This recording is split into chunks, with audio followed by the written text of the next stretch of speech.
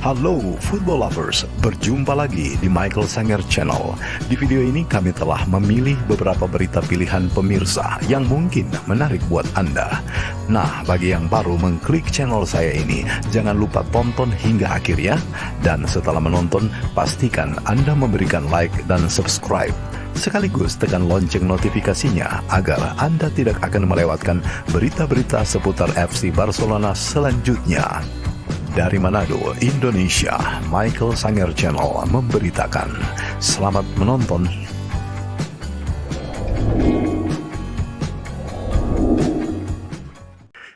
Hasil pertandingan Barcelona kontra Getafe. Pertandingan jadi seru karena ritmenya begitu cepat. Pada awal pertandingan di babak pertama, ada peluang bagi Messi tapi belum berbuah gol.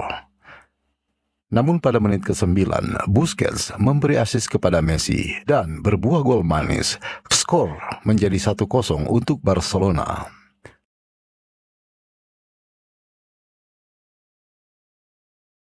Di menit ke-12 terjadi gol bunuh diri oleh Lenglet. Skor berubah menjadi 1-1.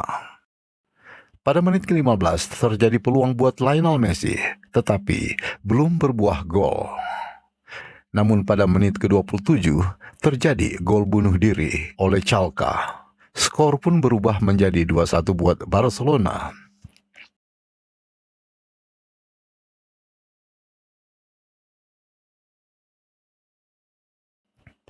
Pada menit ke-33, Messi menambah gol sehingga skor menjadi 3-1.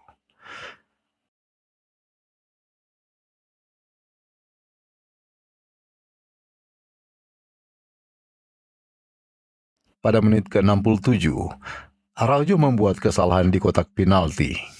Eksekusi tendangan dilakukan oleh Unes Unal pada menit ke-68 dan berbuah gol. Skor menjadi 3-2.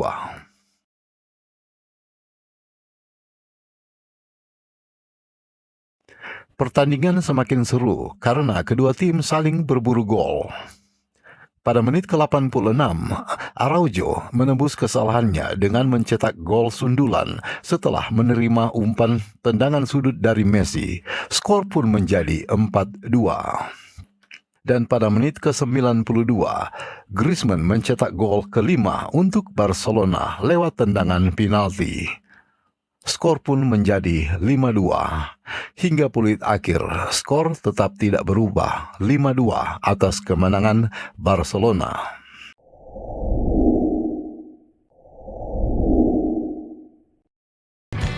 Inilah alasannya PSG telah merusak iklim sepak bola dan Liga Super Eropa.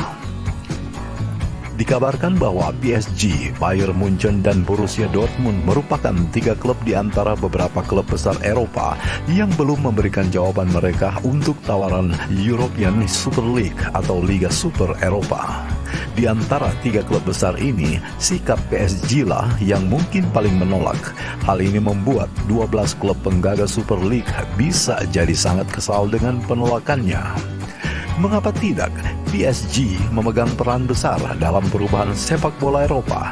Sayangnya, perubahan ini adalah perubahan buruk yang masih bertahan hingga kini. Statement ini bukan berarti tidak beralasan. Berikut ini adalah beberapa bukti yang kuat bahwa PSG sebenarnya dalang yang merusak iklim sepak bola Eropa dan Liga Super. Segalanya dimulai saat pembelian Neymar dari Barcelona pada 3 Agustus 2017 lalu. Dengan merekrut Neymar dari Barcelona, PSG sebenarnya telah merusak harga pemain. PSG mendatangkan Neymar dengan harga luar biasa mahal. Tahun 2017 lalu, Neymar menjadi pemain termahal di dunia dengan biaya transfer 222 juta euro. Dengan kurs saat ini, kira-kira PSG mengeluarkan uang sebesar 3,9 triliun jika dirupiahkan hanya untuk membeli satu pemain. Wah, harga yang sangat fantastis kan? Nah pemirsa, sejak saat itulah sepak bola Eropa memasuki era baru yang diistilahkan sebagai era post Neymar.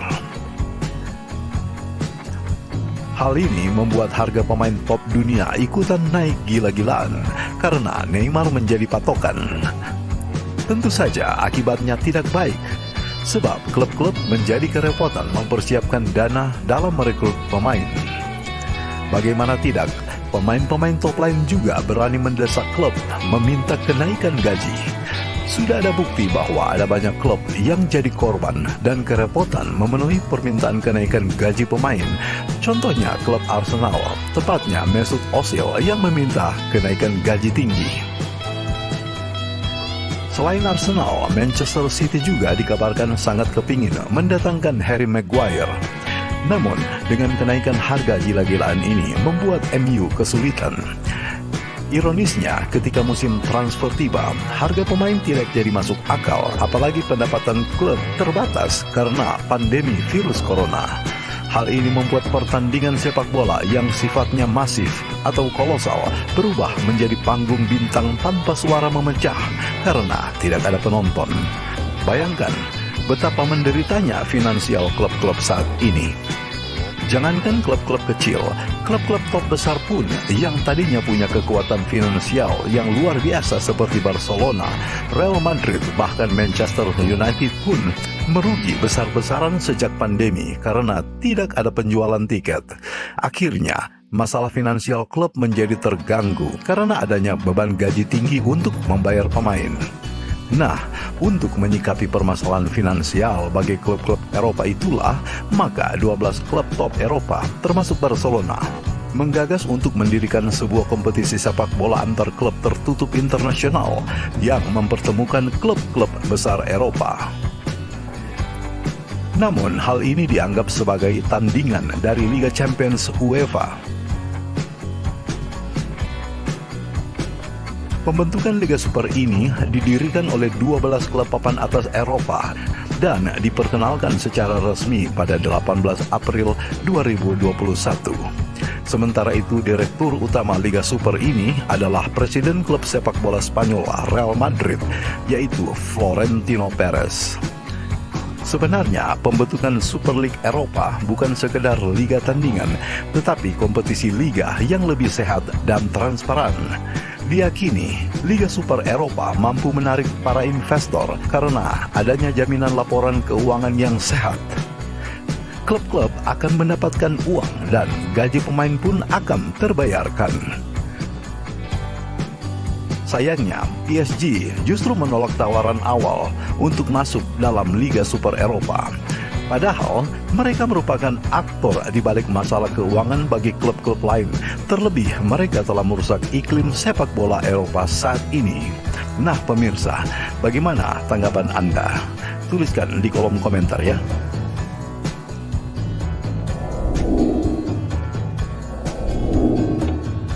Pemirsa, kita beralih ke berita selanjutnya. Sah, Barcelona lanjut proses transfer Memphis Depay. Menurut ESPN, diberitakan bahwa kepindahan Memphis Depay ke Barcelona nampaknya sudah di depan mata setelah raksasa Spanyol itu melanjutkan proses negosiasi dengan agen sang pemain. Nama Depay mulai ramai dikaitkan dengan Barcelona di awal tahun kemarin. Ia kabarnya diplot Ronald Koeman untuk menjadi mesin gol baru Barcelona. Namun, transfer Depay di bulan Januari kemarin gagal. Rumornya juga mulai meredup setelah beberapa striker lain mencuat jadi target transfer Barcelona. Namun, TV3 juga mengklaim bahwa Barcelona masih meminati jasa Depay. Mereka juga saat ini tengah berdiskusi dengan sang pemain. Menurut laporan tersebut, Depay selalu menjadi pilihan utama Koeman dalam perburuan penyerang baru Barcelona. Ronald Koeman mengenal baik dengan Depay karena dia sempat beberapa tahun melatihnya di timnas Belanda. Koeman menilai Depay cocok dengan skema permainannya sehingga ia ingin memboyongnya ke Barcelona. Keinginan Barcelona untuk bekerja dengan Depay tidak bertepuk sebelah tangan.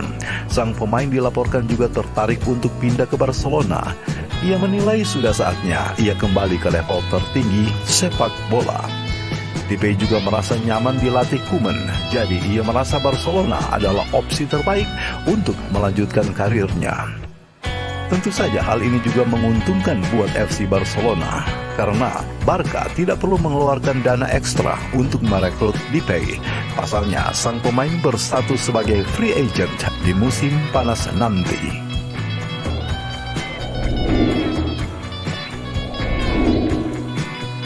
Dikabarkan bahwa pemimpin klub Dortmund memberikan informasi terbaru tentang masa depan Haaland di tengah hubungannya dengan Barcelona. Direktur sepak bola Borussia Dortmund, Michael Zorc, kepada Sky Germany mengatakan bahwa Erling Haaland tidak akan kemana-mana, dia tidak akan dijual.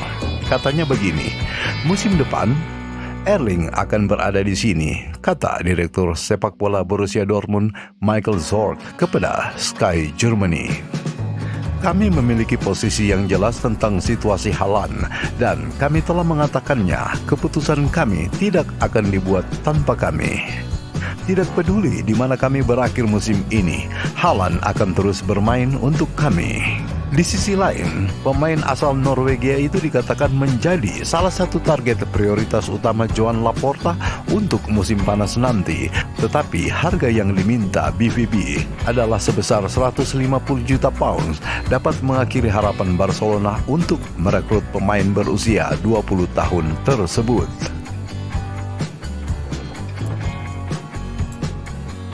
Kita beralih ke berita selanjutnya. Dikabarkan bahwa Florentino Perez telah berbicara dengan Laporta dan menurut dia bahwa Barcelona terus berlanjut di Liga Super. Proyek Liga Super sedang siaga. Klub-klub itu bersama meski situasinya berubah. Jika seseorang percaya bahwa Liga Super sudah mati, mereka salah besar, kata Florentino Perez dalam wawancaranya dengan Cadena SER.